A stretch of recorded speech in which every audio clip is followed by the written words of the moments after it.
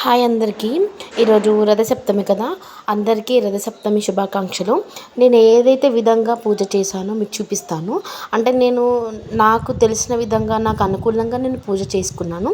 First అయితే రథం ముగ్గు ఎవరైనా వేస్తారు. దాని తర్వాత తలస్నానం చేసి నేను సూర్యునికైతే నీళ్ళైతే అలా అర్పించాను. దాని తర్వాత రథం చేసుకోవాలి కదా. చిక్కుడుకాయ రథం అంటే సూర్యుడికి చాలా ఇష్టం అన్నమాట. 7 చిక్కుడుకాయలతో మనం రథం చేయాలి. సో రథం చేసిన తర్వాత మనము సూర్యుడిని రథం రూపంలో మన ఇంట్లోకి తీసుకొచ్చి పూజ అనేది చేయాలి.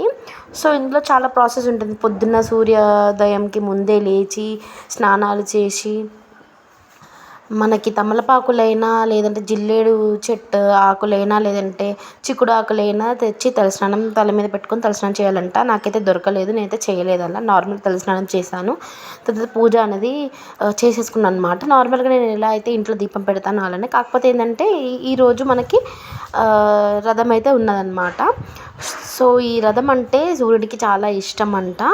సో దాని తర్వాత నేనైతే ఇలా పూజ అయితే చేసుకున్నాను. చూడండి, మీరైతే ఏ విధంగా చేస్తారో కామెంట్ సెక్షన్లో కామెంట్ చేయండి. నేను ఫస్ట్ టైం చేస్తున్నాను, ఏమైనా మిస్టేక్స్ ఉంటే క్షమించండి. ఎందుకంటే నాకు తెలీదు, నేను తెలుసుకొని మరి నేను ఓన్గా చేసుకున్నాను. ఇంకా చాలా ప్రాసెస్ ఉంటుందేమో కానీ నేనైతే సింపుల్గా చేసేసుకున్నాను.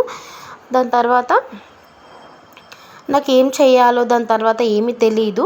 నార్మల్గా చిక్కుడుకాయ రథం అయితే ఇష్టం అని చెప్పేసి నేను ఒక చిక్కుడుకాయ రథం అయితే చేశాను. చూడండి, నా పూజ ఇలా అయితే కంప్లీట్ అయింది ఈరోజు.